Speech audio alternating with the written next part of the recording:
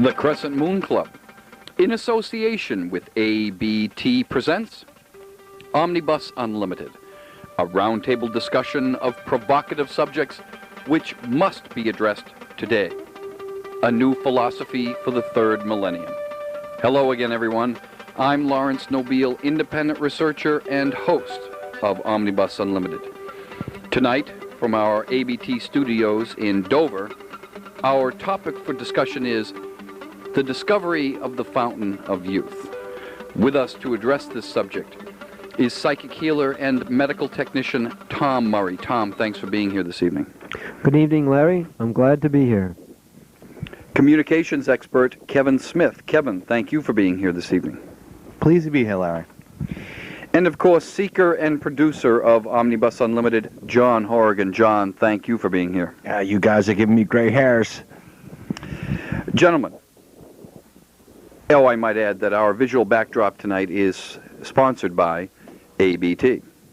Tonight we're talking about the discovery of the Fountain of Youth, and throughout the ages there have been various claims of discoveries of some phenomena which will arrest the aging process. Certainly, as our ufologist Dan Murray has stated from time to time, that the human body is constructed such that it should live for 130 to 140 years, and yet we only live 70 or so years.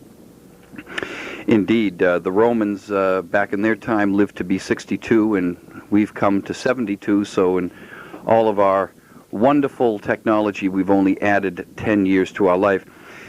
And the medical technology is one of those supposed quote-unquote discoveries of the fountain of youth, that is to say, medical science keeping us alive longer, but not necessarily keeping us youthful.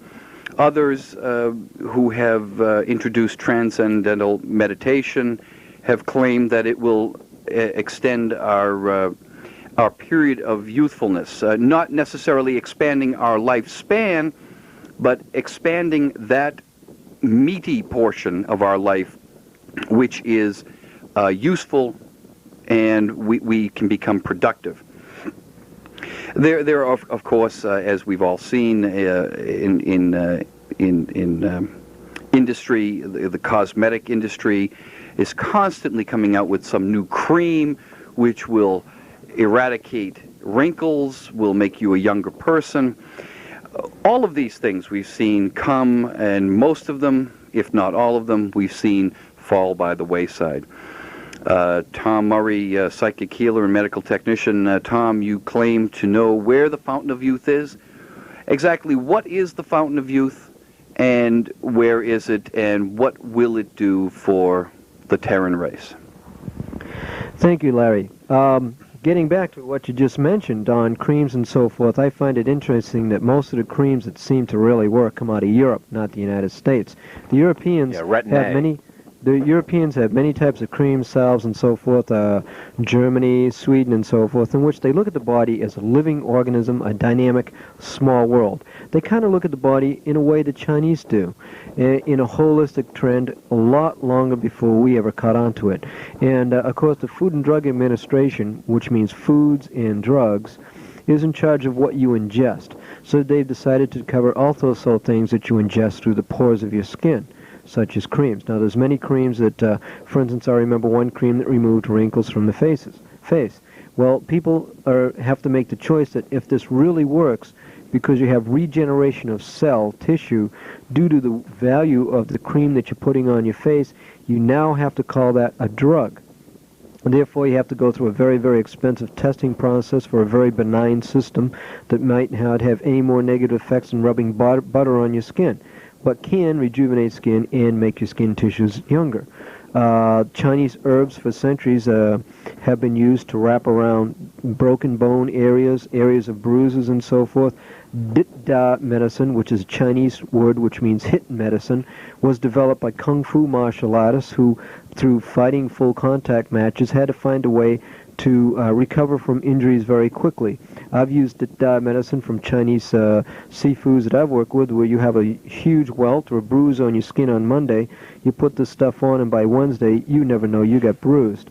I practice a technique called iron bell and iron palm, in which you can break very large branches, you can break wood, you can break concrete and stone without breaking your arm, without breaking your hand.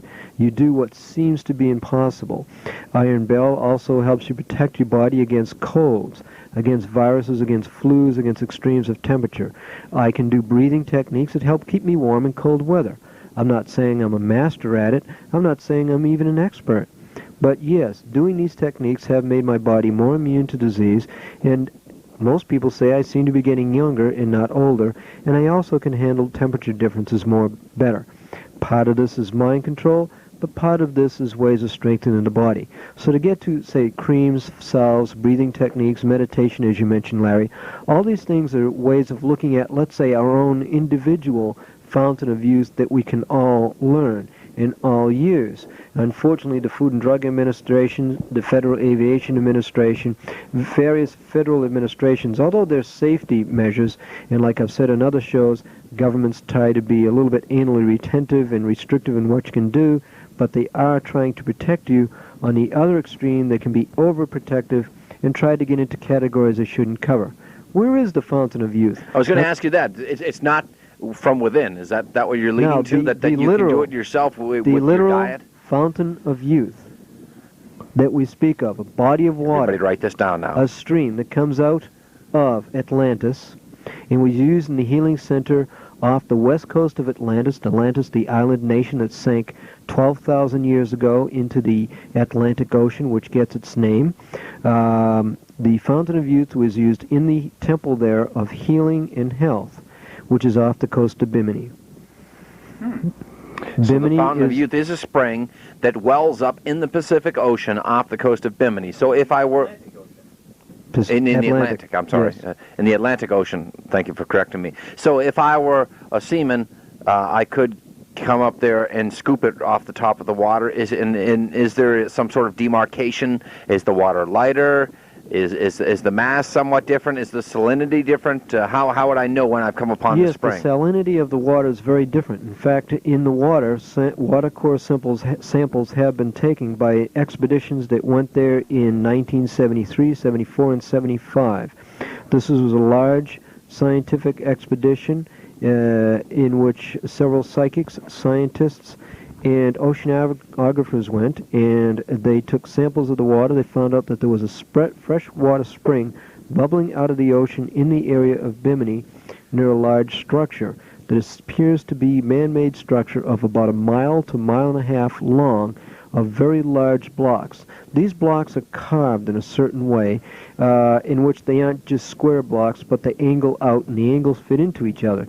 The conjecture is that these blocks made, if they're a wall or whatever, and other areas around the world have these strange block structures too, that these block structures made these structures a little bit more able to hold together in time of earthquake and unstable earth.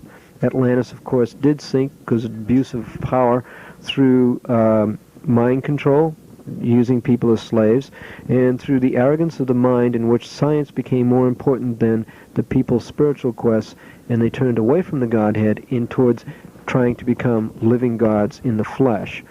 Sounds like our society today. Exactly why our society today, and this is why today on this earth, especially in the field of electronics, medicine, my field, and computer technology, you have such amazing advances. I feel that a lot of people that are reincarnating, coming into the earth now, are former Atlanteans.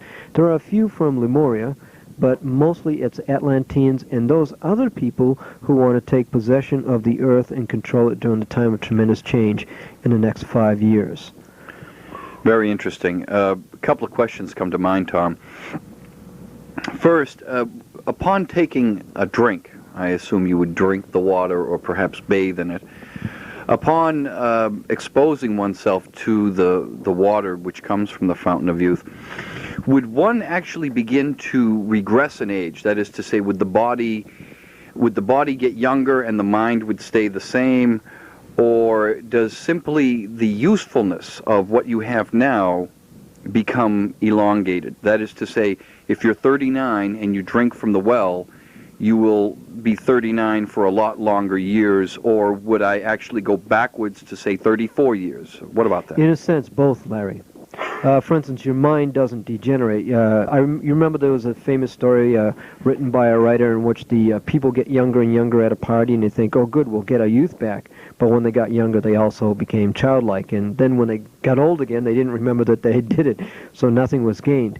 This is really a cover-up story for reincarnation, where we grow old, we die, we're born again, we make the same mistakes over again. As we get older, we say, boy, I won't make that mistake again. We die, we're born again, we make the same mistakes over again. The fountain of youth, the water there, if you have arthritis, if you have degenerative type diseases like that, perhaps a skin condition. One of the scientists, when he was there, he had hip arthritis and so forth and was having trouble swimming.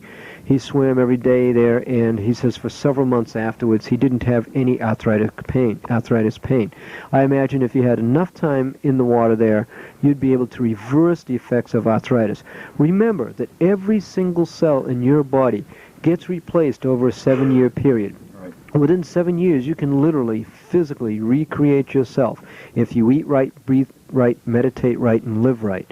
How much faster can you do that? If you're doing all those things and you also have a water source which, because of its radiational value, is harmonious with your own, in which it helps your body to heal itself. People, as I say, with skin conditions, they have been cleared up. Arthritis seem to disappear. People have felt more energetic. These are hard things to test in a laboratory, of course, but I think if we scientifically tested it, it would pan out. A few things, Tom. Number one, that we've touched on the healing properties of spiritual waters, like from Lords or from some of these preachers that are going, these medicine shows that are going around the country, these all-purpose tonics that they're peddling. We also touched upon yeah, right. We talked upon the youth, like Cocoon, that movie comes to mind. Can you cease aging? I don't think you can. But what can we do now as humans with our primitive technology, so to speak? It seems to me everyone flocks south, that the sun will keep you young. Yet we know that the sun's ultraviolet rays will destroy your skin. Yet it seems that when people retire to keep their youth or to keep their vitality, they head south. John, to knock you down a couple pegs there, skin cancer, the sun destroying your skin, is not essentially the sun destroying your skin. More so it is the sun activating some negative elements in your skin, bacteria, who knows what, which causes the cancer. Cancer is not yourself destroying yourself, it's something other than yourself destroying yourself.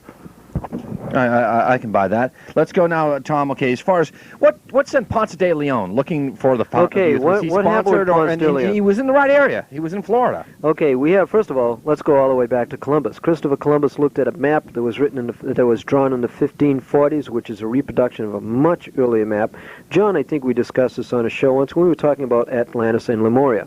In the middle of this map, which was drawn upside down for some reason, the coastline of the United States was drawn, the coastline of Canada, the coastline of South America, and Mexico. This is the eastern coastline. Also the coastline of Antarctica, highlighting the fact that it's two separate land masses. And in the middle, in between Europe and America, was a continent. I believe this was the continent of Atlantis.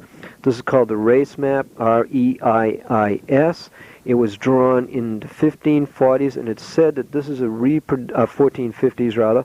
It is said this is a reproduction of an earlier drawn map. It's drawn by a monk in a monastery. I believe. If I may interject there, Tom, the reason that raises the hair on the back of my neck is on this Reese map, they describe the contour of Antarctica. Antarctica as two continents. Now, we didn't discover that until recently when we had some ice thaws. That yes, well, indeed, there's a massive. We did that from satellite photography. We haven't had enough ice thaws to see the land. Okay, but we just found that out recently. Yet, in the contour of the bays and inlets and what have you on this Reese map are highly accurate. And this was done 500 years ago. But Tom, go on. Not to interrupt. So. Anyway, I believe that Christopher Columbus, and some writers have said that they believe that Christopher Columbus saw this map. so that he even could have used the excuse that he was going to India to open up a trade route in order to permit people to realize that there is another continent. Let's say that Columbus possibly could be a walk-in. So Columbus's consciousness as a mature sailor and captain is different than Columbus as a young man. Excuse me, Tom, could you expound on the term walk-in? Well, yes, I think we'll do that on another show because it's kind of a complex subject, and it also relates to what's going on over the next 5-year period, and has been going on pretty seriously, actually, since the founding of the United States. But Columbus had a lot of, let's say, psychic information, and actually perhaps knew more about what he was doing than he lets on. But he's also looking for, let's say, the Americas, and saying that he's looking for India. Don't forget that he got his financing from the military head of the Catholic Church at that time, the Queen of Spain. The Queen and King of Spain were the official military guardians of the Pope at that time.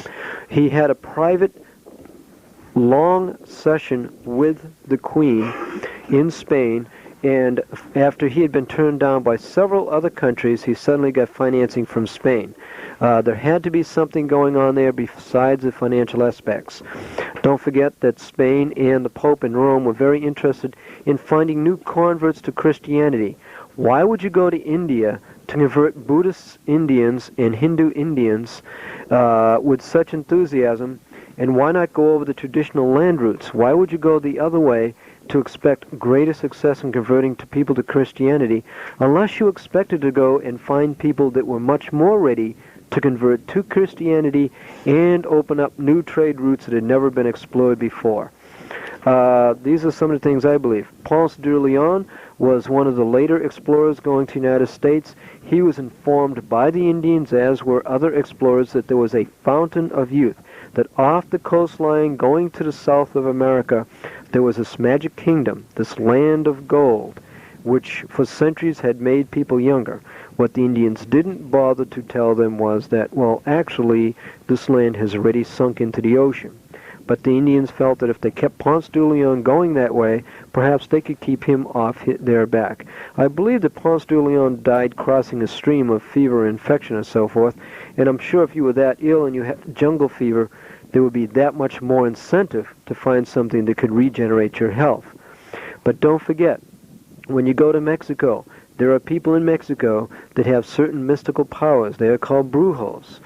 We call them witch doctors, but they have powers to conjure things. They have powers to hypnotize people from long distance. They have powers to appear old or young, to change their names, to suddenly come with sources of income you haven't found before.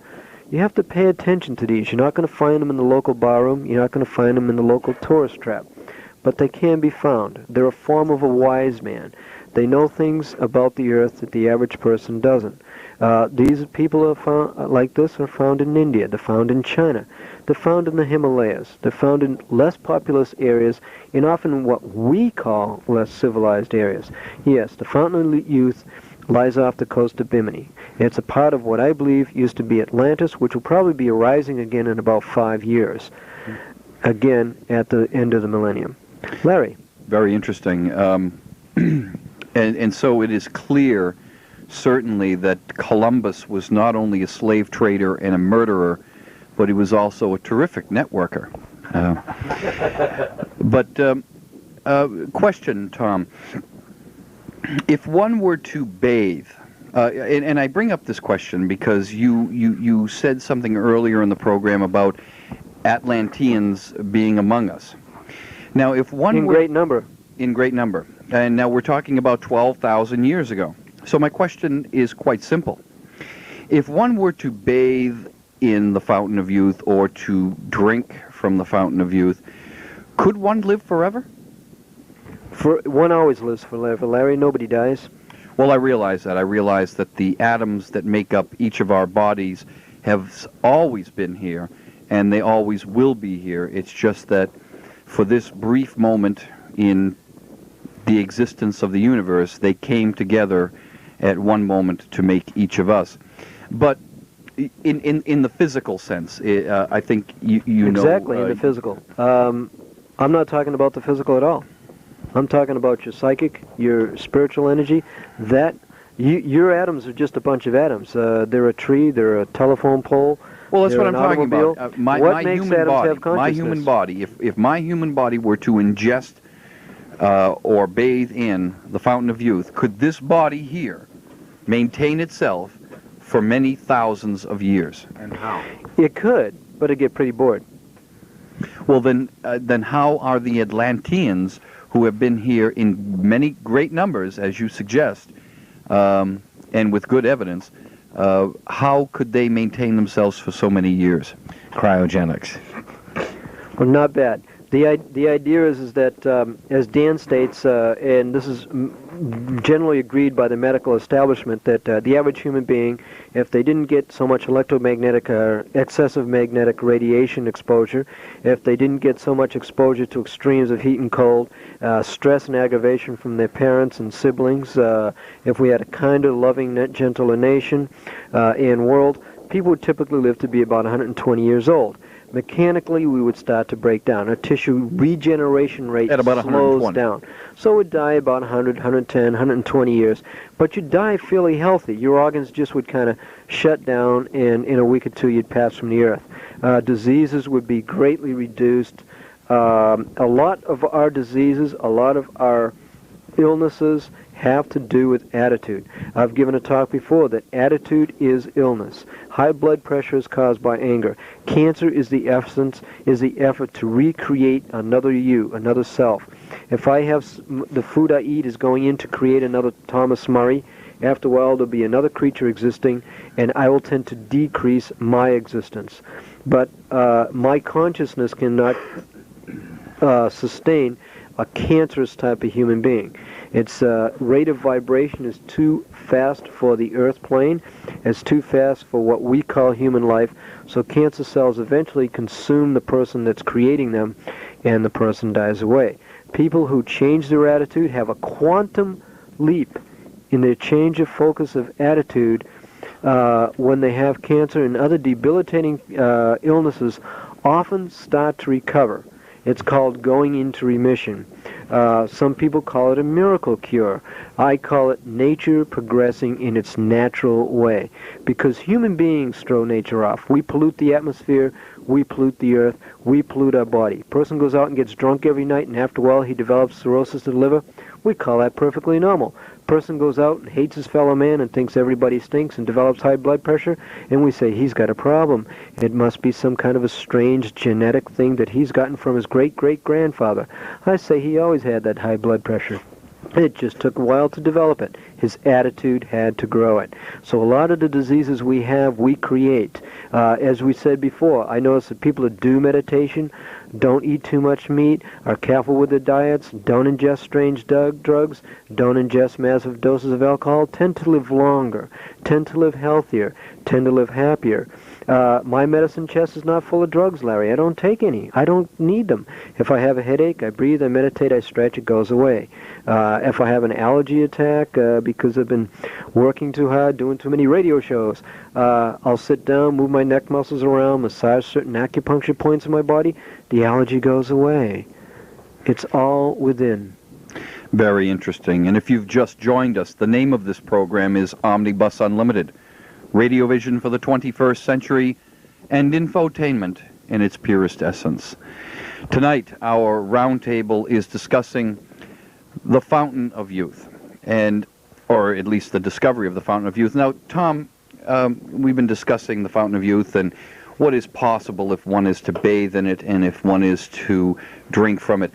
But now, not all of us can get out there to what I assume is the Sargasso Sea, out by the Bermuda Triangle, and find the exact spot where the water is bubbling up. So if we're not about to go out there, what are some steps that we can take to invent our own fountain of youth of sorts, to prolong the productive portion of our life, and perhaps just prolong our life in general? Tom, any ideas about that? Well, Kevin, would you like to make a statement on that? Well, I'd like to add to that question. Tom, do you think that the Fountain of Youth could be bottled and brought to America? It's been proposed. So what are some of the things that we could do? Get ionized water. Okay, let's say that Okay, we're not let's going get to some, have Fountain of Youth water on our local 7-Eleven.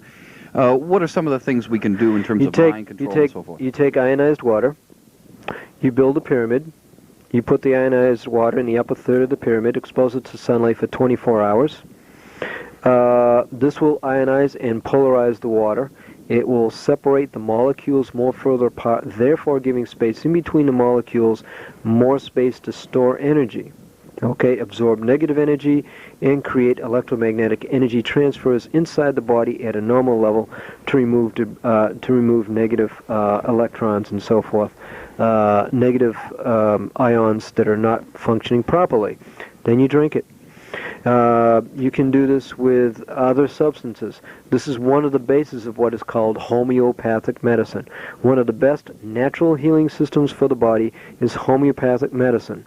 When I fight in karate tournaments, I sometimes get banged up, bruised up. I might have a sore leg. I'll ingest a substance from the plant of the maple tree.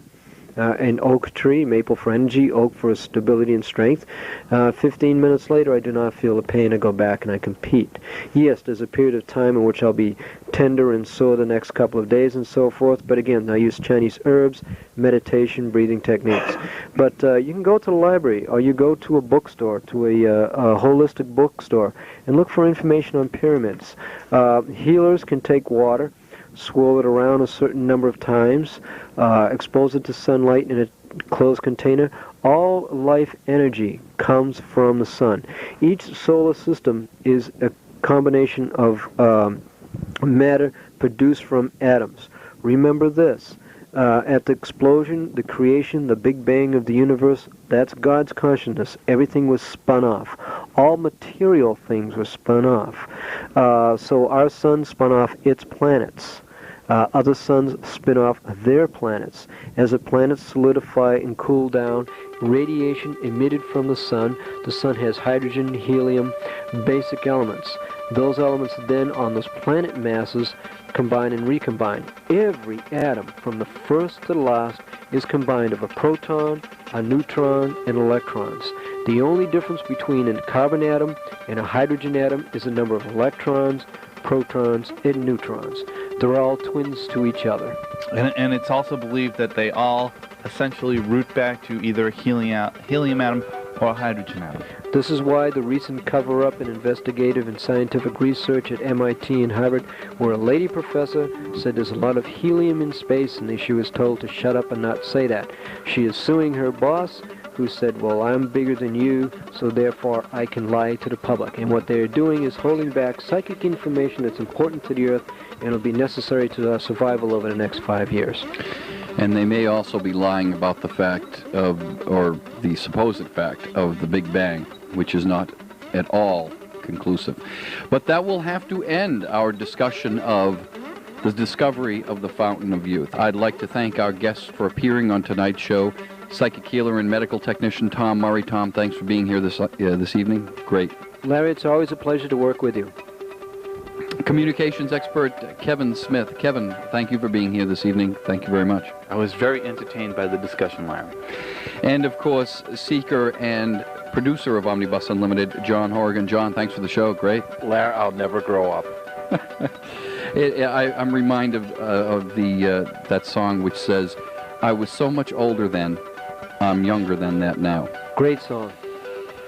For our viewing and listening audience out there, if you have any questions, comments, suggestions, or if you'd like to be a guest on Omnibus Unlimited, the address to write to is Omnibus Unlimited, Box 577, Dover, Massachusetts, 02030-0577, and all letters will be answered on upcoming episodes of Omnibus Unlimited, whether they are pro, negative, or neutral. I'm Laurence, Nobile, independent researcher and host of Omnibus Unlimited. For all of us here at Omnibus Unlimited, thank you for your attention, good night, and good luck. Omnibus Unlimited is a presentation of ABT and the Crescent Moon Club. This program is presented by authority of ABT. Any broadcast, rebroadcast, or other use of the accounts and descriptions of this copyrighted telecast without the expressed written consent of ABT is strictly encouraged. Copyright 1993 by ABT. ABT Productions presents Radio America on TV, the Crescent Moon Club. Hi, I'm Tom Murray. We're looking for the Fountain of Youth. Would you like to find the Fountain of Youth? Or could you grow your own Fountain of Youth in your own backyard? Tune in to ABT's Crescent Moon Club and find the Fountain of Youth. Copyright 1993, the Crescent Moon Club, and ABT.